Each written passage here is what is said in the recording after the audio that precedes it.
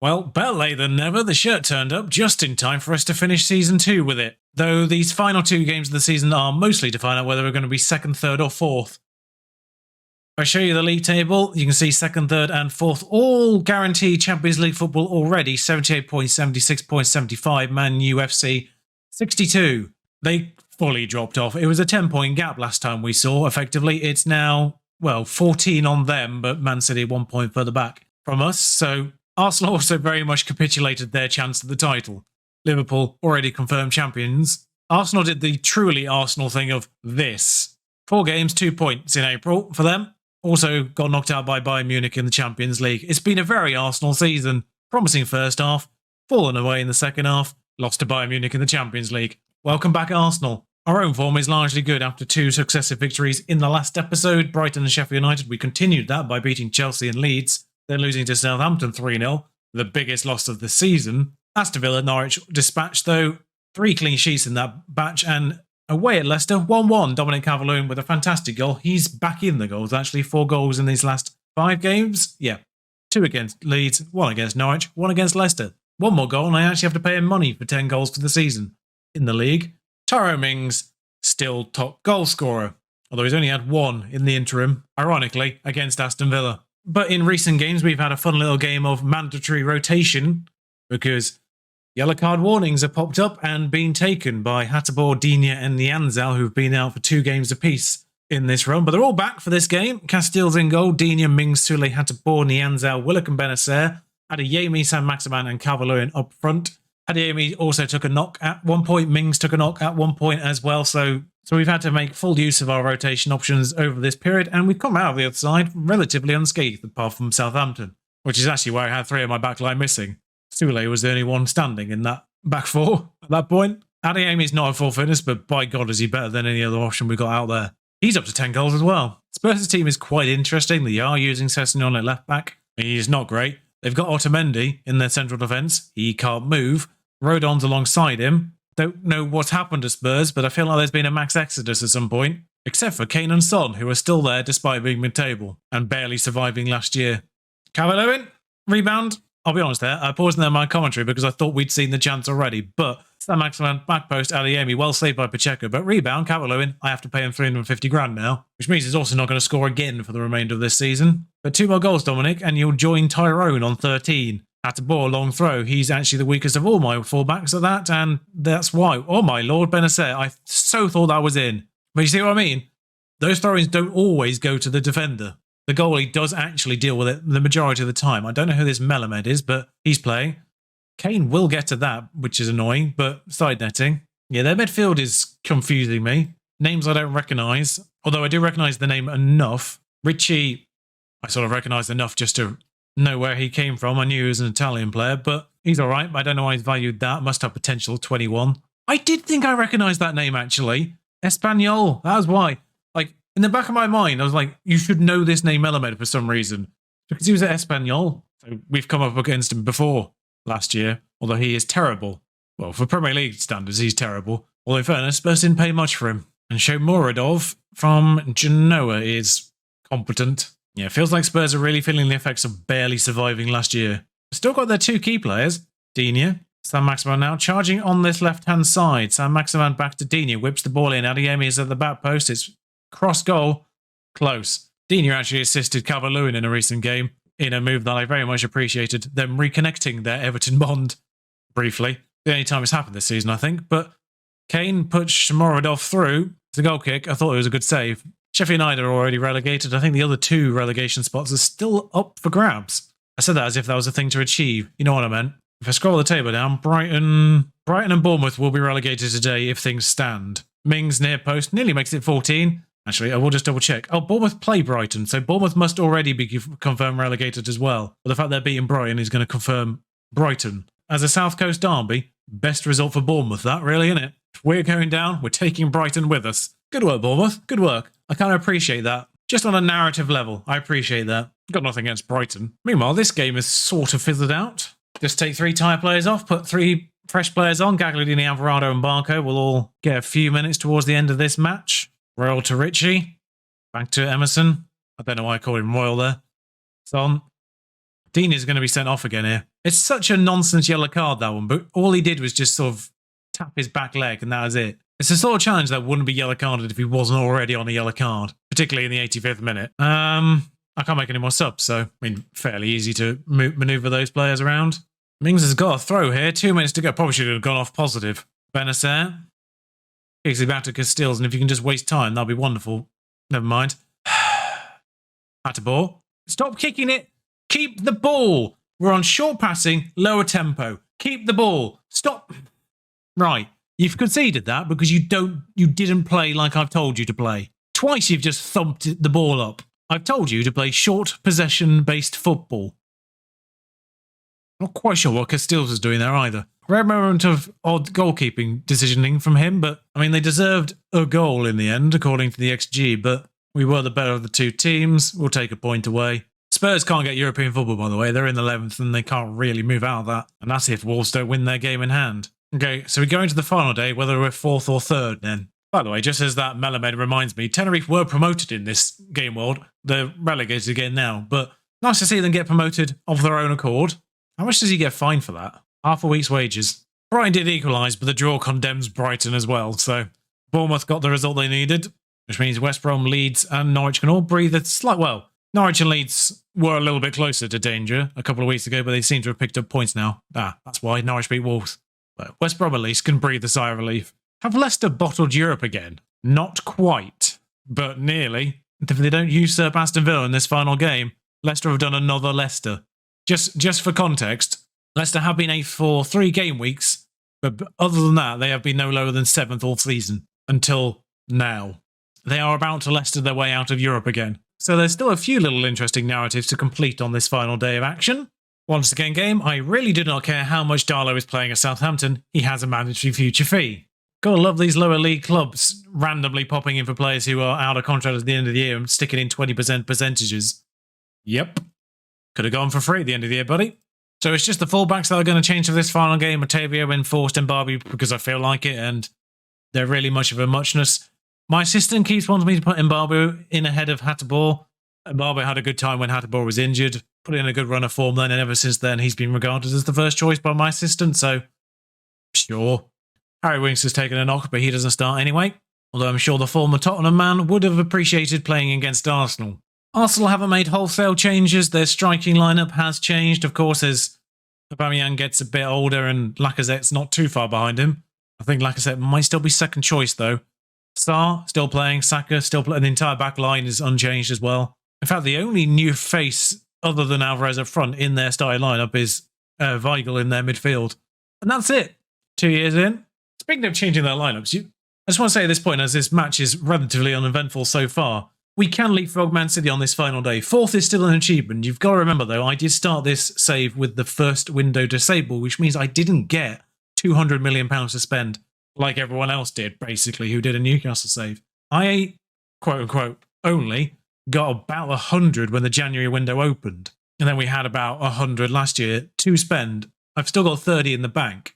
And we've been given a budget of 90 next year. So I don't know what other Newcastle saves' budgets have been like in year 2 and year 3. I've not really had the time to watch other people's saves that much this year, unfortunately. But yeah, I do get the sense that I've obviously had a much bigger hamstring in terms of having the original squad for half a season. But I also got less money to spend once I could spend it. So it's not been quite the dramatic spending spree that you may have seen elsewhere. So I will absolutely take 4th in the second year, considering. Like, a bunch of these starting players are the kind of players that you would probably have as rotation options in a Champions...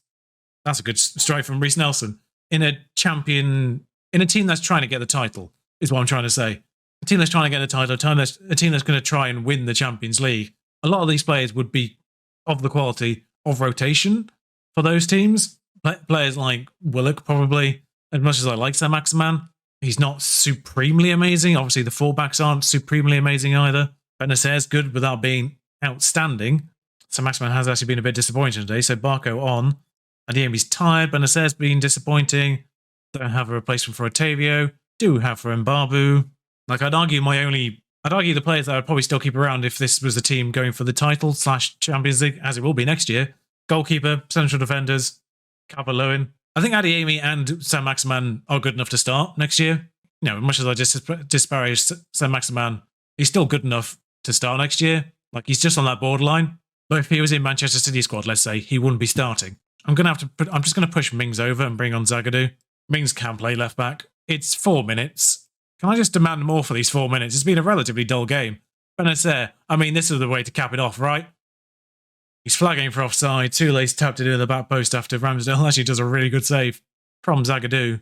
It's been awarded. So we started the season with a corner header, and we end the season with a goal that was resulted from a corner header, although indirectly. Bookmarking the season with our trademark, really. No goal for Calvert-Lewin. He does remain second in the top scorer list this year for us. Though in fairness, he did score 11 goals in total from January to the end of the year, opposed to Tyrone Mings' 13 throughout. If Calvert-Lewin had been scoring before January, it might be a different story. And 1-1 against Arsenal isn't terrible. It's 2 1-1s. Considering the opponents, I'm fine with it. We do end up fourth. Man City, you presume... Oh, they smashed Southampton. 2 sendings off. Thanks, Southampton. Although they didn't score, weirdly, after that point. Only Southampton scored after the sendings off. Logic. Leicester did unleicester themselves. Bravo. As Everton denied Aston Villa in the 92nd minute. Ooh, drama. Aston Villa fans have now got a new rival in their minds, I would say, in the form of Everton there. Brighton just won on the final day, because why not? Pirlo ends his season with a win. In case you weren't aware, Pirlo is managing Brighton. That's the thing that happened. We now pay Aston Villa $5 million, so, silver lining to them missing it on Europe, I guess. You're welcome, Aston Villa. You're welcome. 30 million for finishing fourth, though, is not terrible. Like, weirdly, I've sort of said it all season. We've never been, even though we have been top and we have been fifth on occasion. Actually, I tell a lie. We were never fifth. We may have been fifth before we played our game in certain game weeks, but we got back into fourth as a result. That might be what happened. But, like I say, we have been top briefly at the start of the season and then fourth on occasion, but we never really felt we were going to be anywhere other than second to fourth. And we've ended up fourth, so it's completely unsurprising. 23 wins, though, 6 losses. We didn't lose that much. And Pirlo sat by Brighton. There you are. There's your reminder. Why? This happened last year with Tuchel. As soon as I mention a manager, they get sacked. End of season review. We'll talk about the rivals first, of course. There they are. Smithies plays once. He didn't have to save a single shot and got a 7.4. It was in a cup. Zagadou, 17 starts, 7.2. Sesko, 16 starts, 8 goals. Didn't actually score after January. Calvert-Lewin didn't score before January and got 11. I'd argue Nianzao's probably been the best acquisition this year in terms of just overall performances for the entirety of the year. 7.06 over 34 games, 2 sub-appearances, but 34 starts. Really held that halfback role perfectly. That halfback role, by the way, love it. Digne, massively disappointing, 6.73. Castiel, 6.96. That makes it look worse than it is, the fact he's the next one there. Big old jump between the two. Harvey Elliott was frankly atrocious. And Harry Winks made mostly sub-appearances, so that's why his rating is 6.63 on average, because didn't really get a chance to really improve that in any game that he played. Also, don't forget, all those transfer listings there include any potential add-ons which haven't been included yet. Bit annoying, possibly a bit of a bug. The board expectation is wrong. The board expectation going into this year was top half. This might be loading in next year's expectation as this year's expectation. Yeah, both of these were disappointing, but we came up against Liverpool early on in that one, and Brentford, our nemesis, took us out of the FA Cup. Yep, that all makes sense. For once. We've had a bunch of deals come through this year, by the way. 25 million up to 55. Competition prize money obviously up about 12 million thanks to finishing a lot higher. Benacer's the top shirts, and Maximin Calvert-Lewin and Sesko got 21. Sesko got 4th in the shirt list, and Adeyemi 5th. A little bit surprised by a couple of them. Not surprised by that. That is exactly as I would put it. Gagliardini versus Willock is interesting, though. I felt like Gagliardini got the nod there. Tyrone Mings breaks the goal-scoring record, which, of course, is only set from the start of the save, not historic. The Maximin with 15 assists, 14 clean sheets for Castile in the end. Didn't feel like he got a lot of clean sheets, but he also didn't concede a lot either. It was just 1 goal here or there, normally. But player of the season, Mings, of course. Sesko, young player, signing as well. Goal of the season was the one that Saint-Maximin won goal of the month for. And Mings was the best player, obviously, for a central defender getting 13 goals. That's a good average rating. You can still lay most passes. This has only been 2 years, but overall best 11 sees basically everyone enter it. Although Sesko, weirdly, enters it as the leading striker, because Calvert-Lewin's playing on the right-hand side, inexplicably. So they both get into it in the starting lineup. confusingly, but they're both there. Otherwise, the rest of it is just this year's best 11. Sesko and Cavaloin both being in it is the only difference over Adeyemi, who does make the bench. Oh no, the expectations for next year is only Euro Cup. It's not even Champions League, so I don't know where that board expectation came from when they review. Except though, where shall we go? We've got USA. China is also an option. Just thinking about raising profile. Yeah, actually, China. It's already being done in China, so we'll just continue with that. I'm sure it's fine to go there now. Adeyemi's English Players Young Player of the Year. That's a mouthful, but so I need to tell my team that we're going to be doing Euro Cup next year, because that's what the board said. I think I'd say just good account of ourselves for the Champions League. I never understand why we will just talk about promises when we get back. Just get such a muted response. I'm presuming like the actual seasonal awards for the league will come through now. Oh, improve our youth level. I've been trying to get you through that all year, and the option's not been there, so yes. Considering it got dropped from 1 to 3 for some strange reason at the end of last year, back up to 2 would be great. Brentford have won the Euro Cup too, because of course they have. I forgot to check in on them during the year. So Brentford will be in the Europa League, and Leicester don't get European football. How does this keep happening to Leicester? How? And Chelsea are going to be in the Euro Cup too next year as a result. Blimey. So next year's Europa League entries are Man UFC and Brentford. I love this game. I bloody love it sometimes. I mean, that feels like a kick in the teeth for Tolisso. Watford makes £6.5 million offer. He was playing for Bayern Munich last year. Training facilities have been completed. Youth facilities have already been done. We're up to superb. I'm just waiting for the league awards to come through because I'm not seeing the League 11, Manager of the Year, everything like that. Lewandowski signs 2 more years. Terrified by that. Leicester did actually have one final chance of getting European football, but Lewandowski put an end to that. Oh no. The fact they were in that final is why they didn't get a European spot. It's all fine, Leicester fans. You do have European football, after all. It's just the game doing that thing. That's one thing that's always annoyed me by Football Manager is when a team's in a cup final against someone else who already has European football, it doesn't put that team's minimum European level. Because Leicester there, at worst, EC2. If they won the FA Cup, Europa League. I've always not liked the fact he just leaves it blank rather than putting their barest minimum that they can achieve. Makes things a little bit confusing. Anyway, I think we've finally got the end of year stuff. We've made a profit of 25 million. Another new sponsorship deal. An Asian soft drinks partnership worth 21 million. Wow, these are coming through. Tax bill. So despite spending, we've made a profit of 6 million this year. I'm just saying. I've not gone wild. Sponsorship obviously massively up. Maybe I'm just going crazy and they don't do a team of the season thing for the Premier League. I don't know what's happened there, but there's your top scorers, average ratings, all that jazz. The only thing you can't see are the yellow cards, which surprisingly doesn't include any of our players. Castiles was 1 clean sheet away from joining Mendy and Ramsdale in second there. Tyrone Mings only 20 goals from reaching the top of the goal scoring list. Robert Rice in the Premier League wins the title with Liverpool, destroys every record seemingly. Thank God we've not had Lewandowski in the Premier League before now. Is all I'll say there. Sam Maximan's second in the assist list though, largely from those corners to Tyrone Mings, but some not. Obviously, Tyrone only had 13 goals, so definitely at least 2 of those were not those. And really, there's not much else to say about the team as a whole. The majority of this year's discussion points come from the new arrivals. Benacer's been pretty solid in his own right all year, over a 7 average rating as well. Gagliardini, same. Like the people that have been here before, Sam Maximan obviously had a very good season. The people that have been here already did relatively okay. Joe Willock was just shy of a 7 as well. The 2 central defenders, of course, have been sensational all year. Dahoud continues to be relatively average in the brief appearances he made. Lewis Cook did okay and then got cropped again for the remainder of the season. Really, the only major disappointment was Digne, and that's it. Everyone else did rather bloody well. Now we enter the second phase of Newcastle's new life, as we try to build a team worthy of the Champions League. We've got a good foundation. I think we'd fare relatively okay with the team that we've got, but I think the team we've got possibly can get through the group stages without too much fuss, but any further than that might be a bit of a struggle, I would say. We might need some star power. And you'll find out who I managed to entice to Newcastle next time around. Thank you for watching. Ta-ra.